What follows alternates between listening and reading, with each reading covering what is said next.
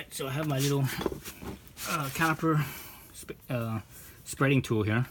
This tool is actually for motorcycles, but I use it, for cars too, and it should work.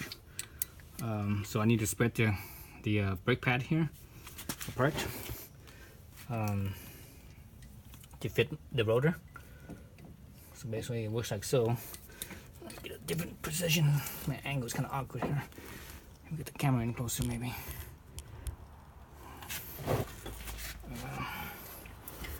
It's kind of always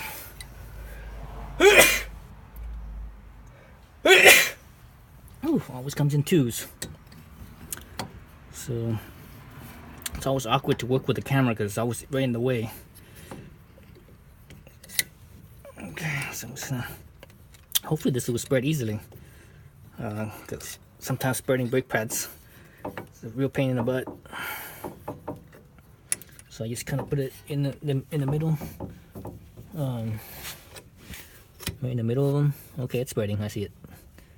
I see it spreading. So this one's easy to do. Yeah, like I said, lots of times brake pads are just a real pain in the butt to spread. Sometimes you have to, like the rear, for example, you can't spread it like this. The rear, you have to actually take the pad off and spin the piston. Then it will spread apart. Okay. All right. Okay, back to the brake side, or the brake end, I should say. Leave it like so. Okay. Oh. Okay. So get my rotor. Make sure you have the right side on these Miata Speed rotors. There's a little machining arrow in here that tells you which direction that it spins. So that's pretty cool. I like that. That's very what's the word? Very thoughtful of them to do that. Okay, put this back in. So it should slide right in. It's plenty of space now. My old bolts. Old bolts. Stick those back in.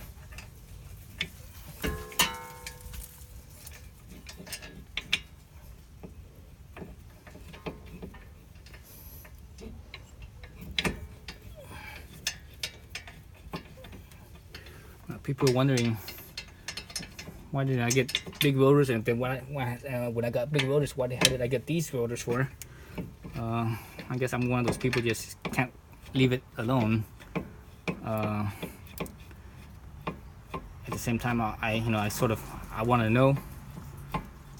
I want to know, see how it actually is.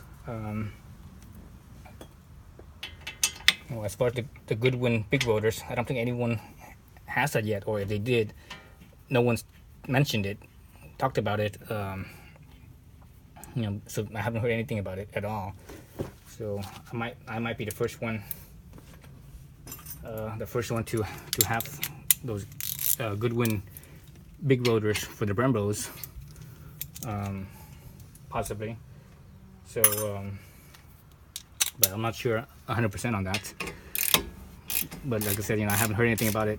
No one's mentioned it, at least not on the Miata forum. Anyways, the Miata, what is it? Miata.net, I think, or MiataForum.net, whatever.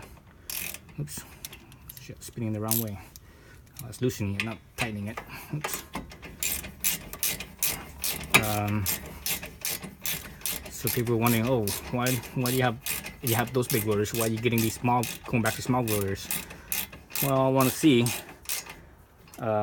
these Miata Speed. When I talked to them, they had mentioned that their front and rear rotors are thermally balanced, meaning that they heat up and cool down, or as far as taking heat, they're balanced with each other.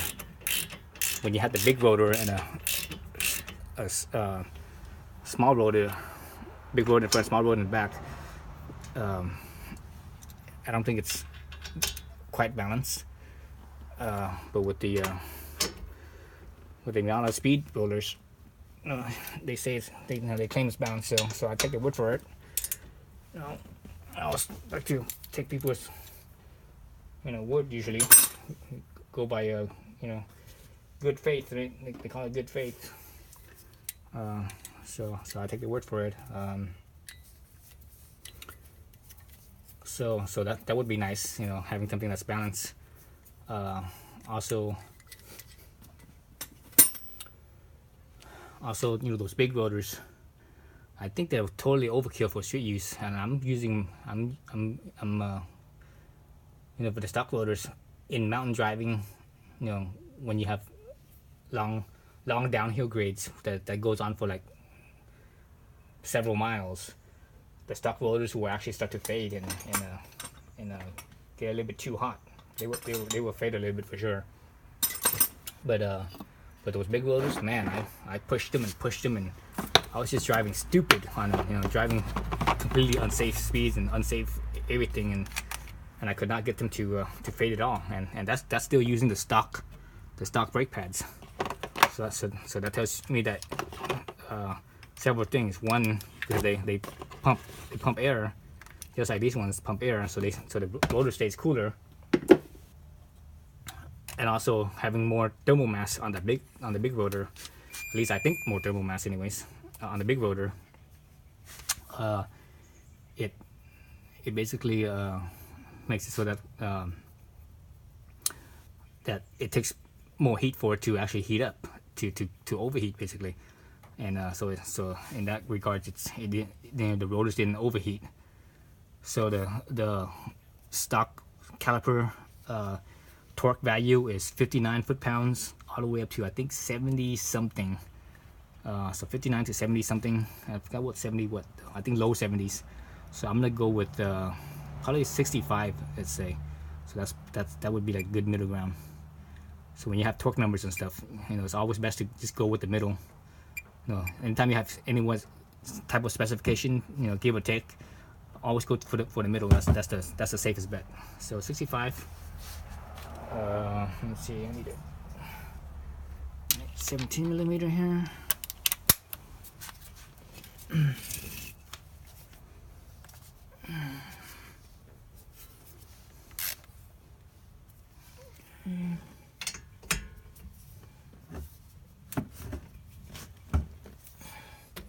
So remember, work your thing back and forth, top and bottom.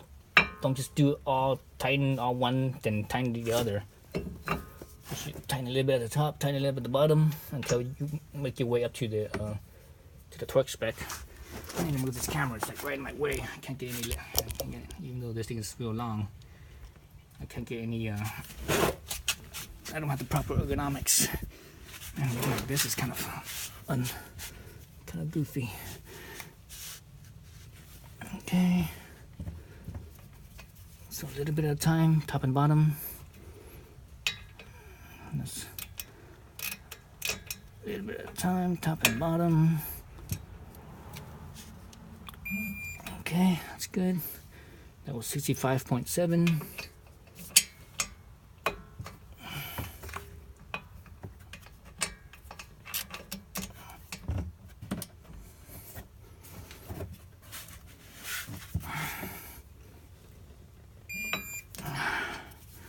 All right, 65.8. So I'm gonna call that good for those two. So one of the things I'm gonna do is I'm actually gonna check the lines. Remember, I put these brake lines in a couple days ago. So I'm gonna check the, they say after like 50 miles, 100 miles, you should check for leaks. So this is one of the connection points right here. So my hand's all dry and it looks clean too. It was leaking. This part would also get dirty from the road dust and stuff.